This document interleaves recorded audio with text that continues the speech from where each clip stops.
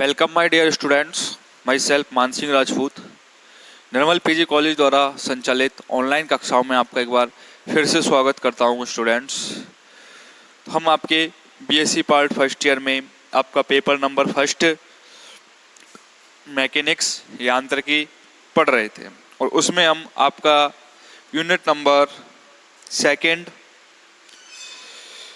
Centre of mass and conservation laws के बारे में पढ़ रहे थे। कंजर्वेशन लॉज में आएंगे आपके momentum conservation law, energy conservation law. इससे पहले हमने सेंटर ऑफ मास की बात की थी, द्रव्यमान केंद्र की, कि सेंटर ऑफ मास क्या होता है। जैसे कोई ये एक सिस्टम है, इसका टोटल मास क्या है, कैपिटल एम है, और ये जो कैपिटल एम मास का पार्टिकल है ये बहुत छोटे छोटे कणों से मिलकर बना हुआ है। मान लो M1, M2, M3। तो इसका पिंड का जो द्रव्यमान केंद्र होगा वो कहाँ होगा, इसके यहाँ पर कहीं, ठीक है। तो सेंटर ऑफ मास एक ऐसा बिंदु होता है काल्पनिक तौर पर जहाँ पर पिंड की गति के लिए कि भाई सिस्टम मोशन करे, मोशन में हो तो पिंड की गति के लिए उसका संपूर्ण द्रव्यमान केंद्रित माना जाए। तो ऐसे पॉइंट को हम क्या बोलेंगे, सेंटर ऑफ मास पॉइंट। और इनके लिए आपको पता होना चाहिए जड़त्वीय फ्रेम क्या होती है और अजड़त्वीय फ्रेम क्या होते हैं। जड़त्वीय और अजड़त्वीय फ्रेम, इनर्शियल और non inertial frame. Inertial frame, non inertial frame.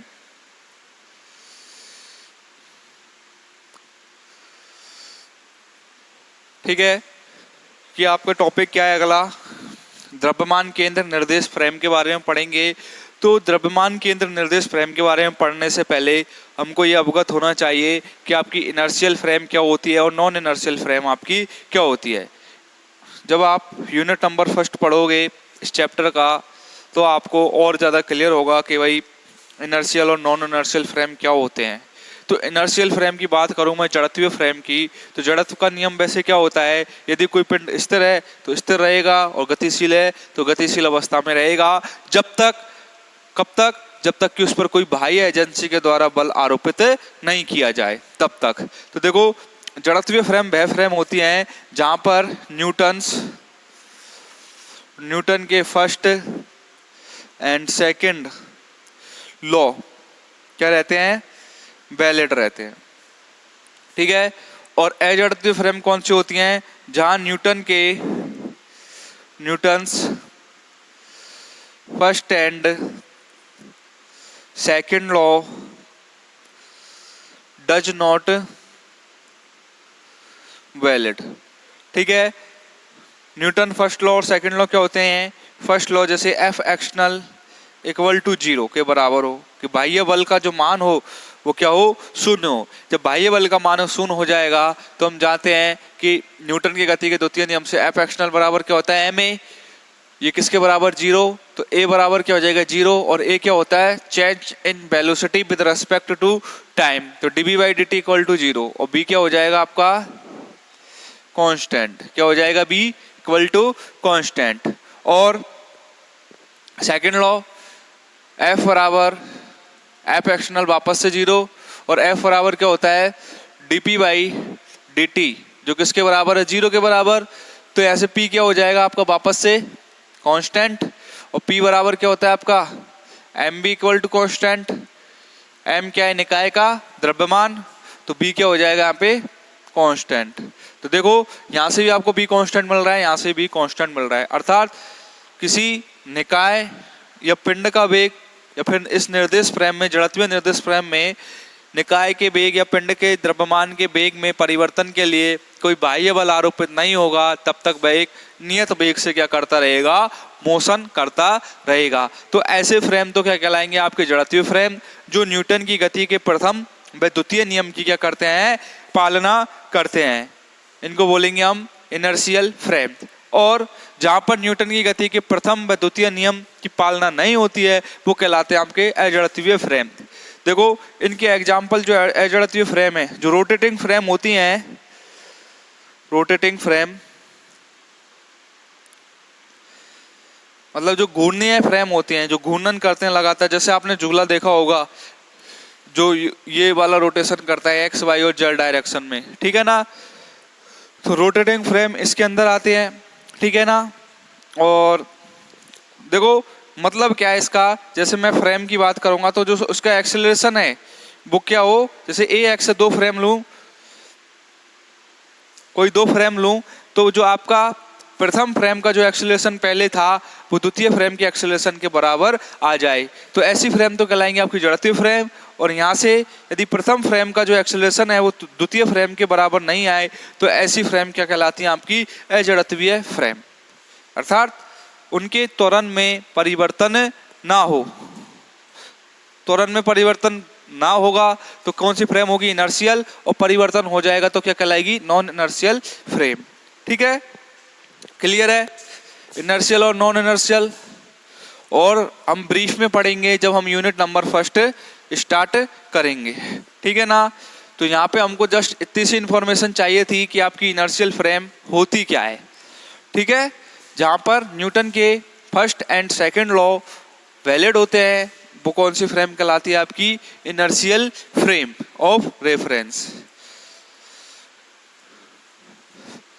Okay, तो देखो द्रव्यमान केंद्र निर्देश फ्रेम क्या होता है आपका, यदि हम किसी जड़त्वीय निर्देश फ्रेम को, यदि हम किसी जड़त्वीय निर्देश फ्रेम को, यदि हम किसी जड़त्वीय निर्देश फ्रेम को किसी विलगित तंत्र के द्रव्यमान केंद्र, किसी विलगित तंत्र के द्रव्यमान केंद्र या बहुकोणीय तंत्र के द्रव्यमान केंद्र से जोड़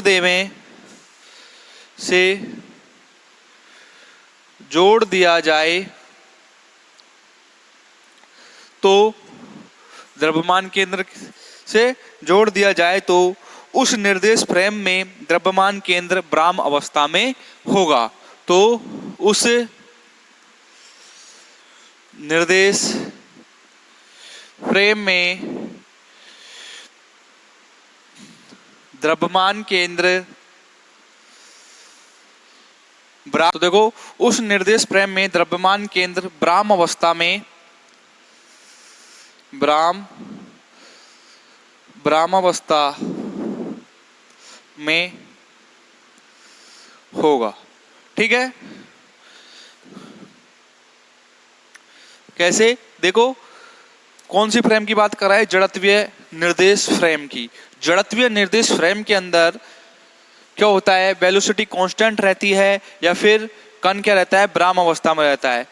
इसको हम क्या बोलते हैं, जड़त्व का नियम भी बोलते हैं। जड़त्व के नियम के अनुसार यदि कोई पिंड ब्राह्म अवस्था में है तो वह ब्राह्म अवस्था में ही रहेगा, और गतिशील अवस्था में है तो गतिशील अवस्था में ही रहेगा। कब तक, जब तक कि उस पर कोई बाह्य बल आरोपित नहीं किया जाए। अब हम जड़त्वीय निर्देश फ्रेम में द्रव्यमान केंद्र को जोड़ रहे हैं, बहुकोणीय तंत्र के द्रव्यमान केंद्र को जोड़ रहे हैं, तो जड़त्वीय निर्देश तंत्र के संपर्क में आते ही बहुकोणीय तंत्र का द्रव्यमान केंद्र भी क्या हो जाएगा, ब्राह्म अवस्था में। अर्थात क्या बोल सकते हो आप कि जो बी वेक्टर का मान है BCM, अर्थात ब्राह्म अवस्था का मतलब होता है रेस्ट स्टेट, अर्थात BCM वेक्टर क्या हो जाएगा, 0। किसके लिए, फॉर मैनी पार्टिकल सिस्टम, बहुकोणीय तंत्र के लिए, ठीक है। क्लियर है यहाँ तक। इस प्रकार के निर्देश फ्रेम को द्रव्यमान केंद्र निर्देश फ्रेम या C फ्रेम कहते हैं। इस प्रकार के निर्देश फ्रेम को द्रव्यमान केंद्र निर्देश फ्रेम, द्रव्यमान केंद्र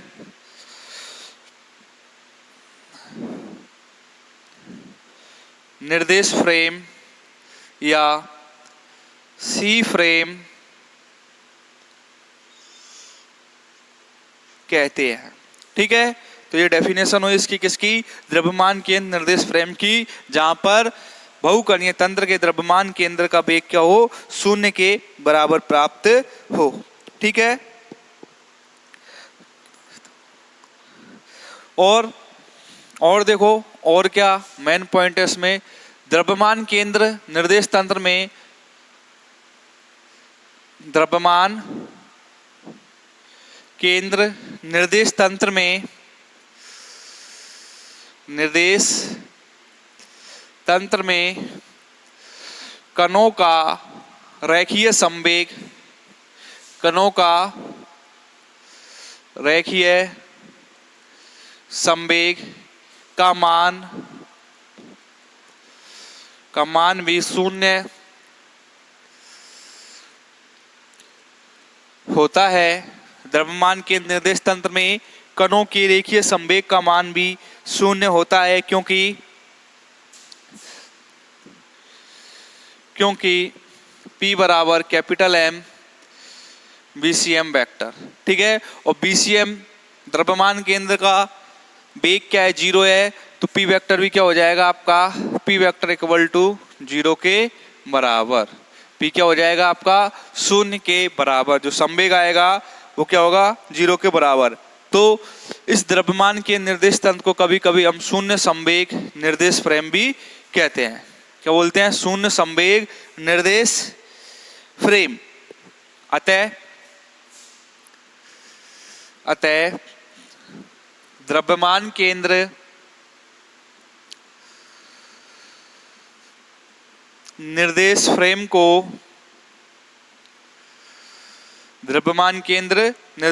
को शून्य संवेग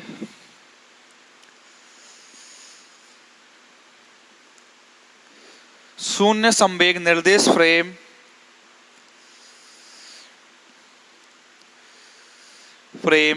भी कहते हैं। ठीक है, कौन सी फ्रेम कहते हैं? शून्य संवेग निर्देश फ्रेम। तो ये थी आपकी द्रव्यमान के निर्देश फ्रेम। इसका आप स्क्रीनशॉट लीजिए वीडियो पॉज करके, जिससे हम इसको इरेज करें।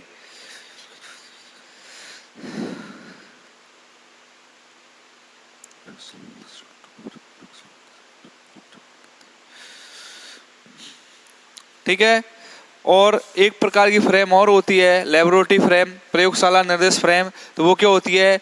प्रयोगशाला से जुड़े निर्देश फ्रेम को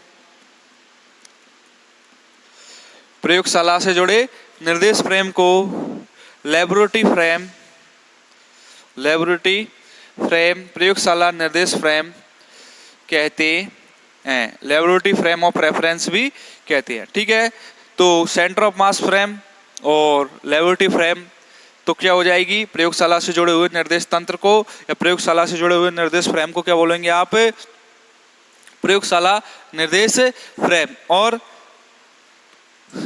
जड़त्वीय निर्देश फ्रेम से यदि कोई बहुकणीय तंत्र का द्रव्यमान केंद्र जुड़ा हुआ है तो वो कहलाएगा आपका द्रव्यमान केंद्र निर्देश फ्रेम, जिसके लिए BCM वेक्टर की वैल्यू क्या होगी आपकी?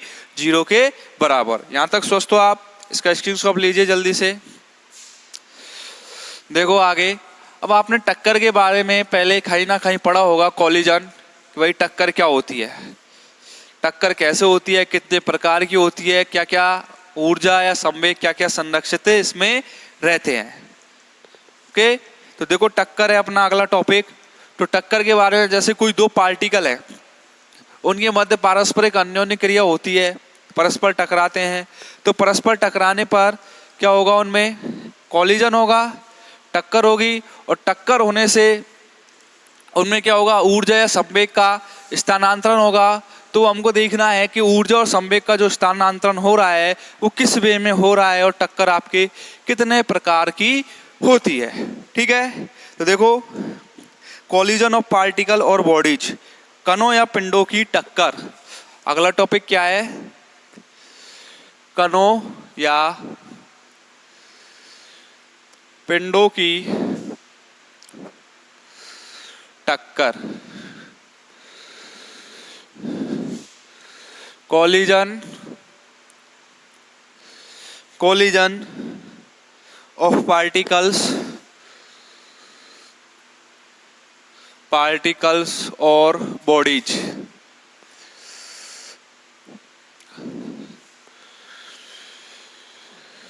ठीक है, देखो कणों या पिंडों की टक्कर, जब दो कण या पिंड एक दूसरे की ओर गति करते हैं, जब दो कण या पिंड एक दूसरे की ओर गति करते हैं तो निकट आने पर उनमें आपस में क्या होती है, पारस्परिक अन्योन्य क्रिया होती है।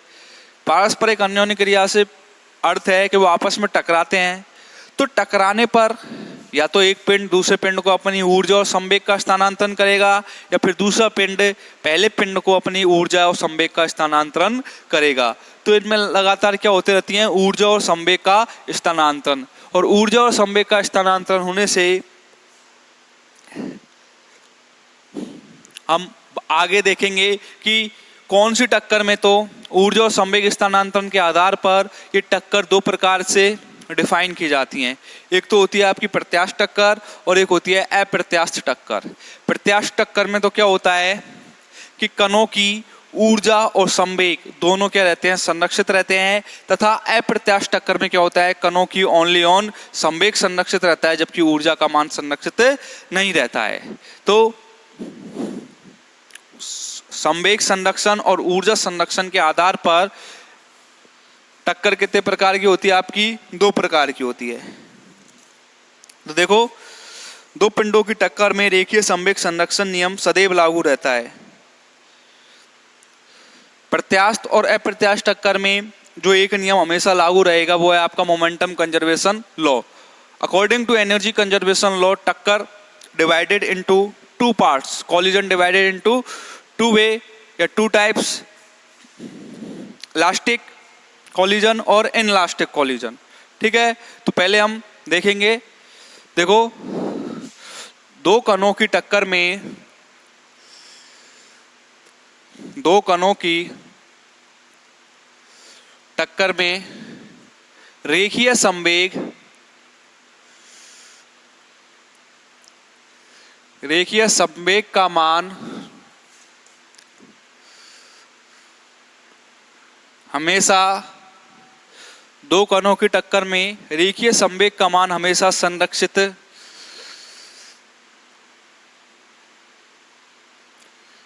हमेशा संरक्षित रहता है। ठीक है भाई, जो संवेग का मान है वो हमेशा क्या रहेगा, संरक्षित। अतः ऊर्जा संरक्षण, अतः ऊर्जा संरक्षण नियम के आधार पर,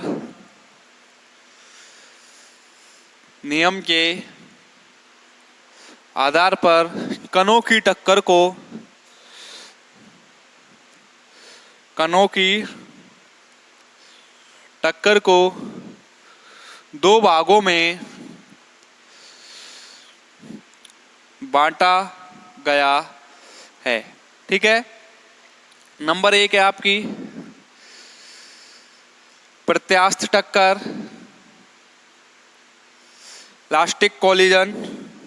नंबर एक क्या है आपकी, प्रत्यास्थ टक्कर, सॉरी पूर्णतः प्रत्यास्थ टक्कर। नंबर एक पूर्णतः प्रत्यास्थ टक्कर, perfect elastic collision, perfectly elastic collision, perfectly elastic collision. Number दो जो है आपकी पूर्णतः अप्रत्यास्थ टक्कर, पूर्णतः अप्रत्यास्थ टक्कर, अर्थात perfectly inelastic collision, perfectly inelastic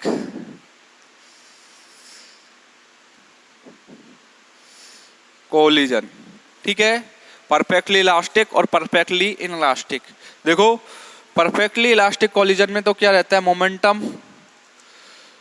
momentum and energy both are conserved, momentum and energy both are conserved. और इसमें क्या रहता है, momentum conserve, momentum conserve but energy does not conserved. ठीक है ना, momentum conserve but energy does not conserved.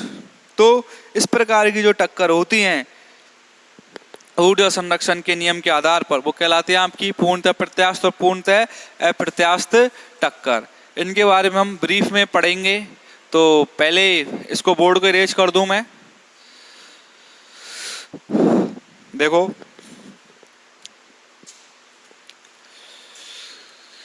पहली टक्कर पढ़ेंगे पूर्णतः प्रत्यास्थ टक्कर।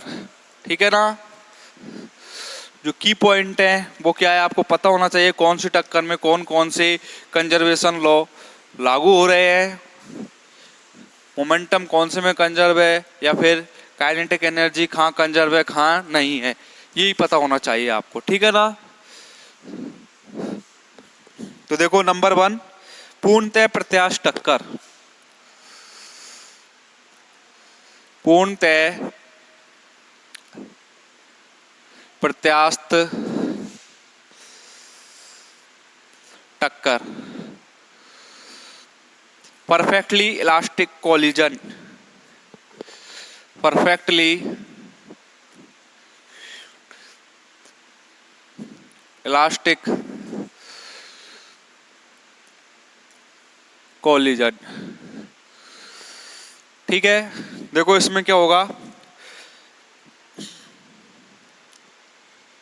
दो कण होंगे, m1 द्रव्यमान का कण है जिसका इनिशियल वेलोसिटी क्या है u1, और m2 द्रव्यमान का पिंड है जिसकी इनिशियल वेलोसिटी क्या है u2, m1 प्लस m2। ठीक है, ये टक्कर करने के पश्चात ये m1 कौन से वेग से जाएगा, v1 वेलोसिटी से, प्लस m2 कौन से वेग से जाएगा, v2 वेलोसिटी वेग से। ठीक है, m1 कौन से वेग से जाएगा आपका v1 से आफ्टर टक्कर, और m2 किससे जाएगा, v2 से। ठीक है ना, टक्कर से पूर्व और टक्कर के पश्चात, प्लस हटा दो ये। ठीक है, देखो ये तो क्या है, बिफोर कॉलिजन, टक्कर से पूर्व, बिफोर कॉलिजन। और ये कौन सी कंडीशन है, आफ्टर कॉलिजन, टक्कर से पूर्व और टक्कर के पश्चात। ठीक है, तो देखो माना m1 तथा m2 द्रव्यमान के दो पिंड, माना m1 तथा m2 द्रव्यमान के दो पिंड जिनके टक्कर से पूर्व प्रारंभिक वेग,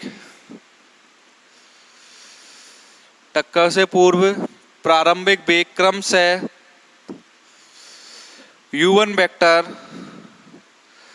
तथा u2 वेक्टर हैं। टक्कर से पूर्व प्रारंभिक वेग क्रमशः क्या है, u1 वेक्टर तथा u2 वेक्टर हैं, तथा टक्कर के पश्चात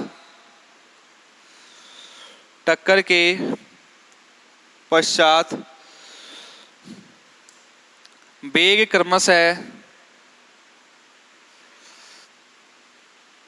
v1 वेक्टर तथा v2 वेक्टर हैं। ठीक है, टक्कर के पश्चात वेग क्या है, v1 तथा v2 वेक्टर है। इस प्रकार के टक्कर में संवेग तथा गतिज ऊर्जा दोनों संरक्षित रहती हैं।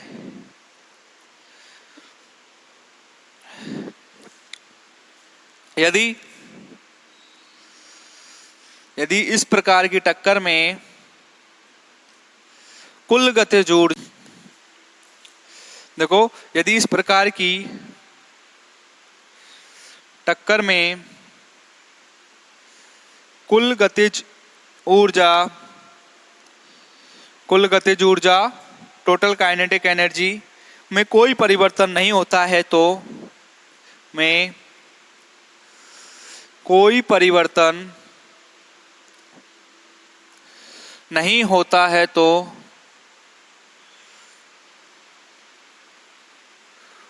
तो टक्कर पूर्णतः प्रत्यास्थ टक्कर कहलाती है।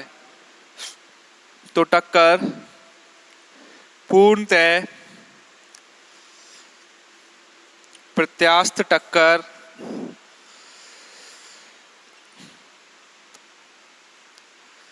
कहलाती है। ठीक है, कौन सी टक्कर कहलाएगी? यदि टोटल काइनेटिक एनर्जी में कोई भी परिवर्तन नहीं हो रहा है तो टक्कर क्या कहलाएगी?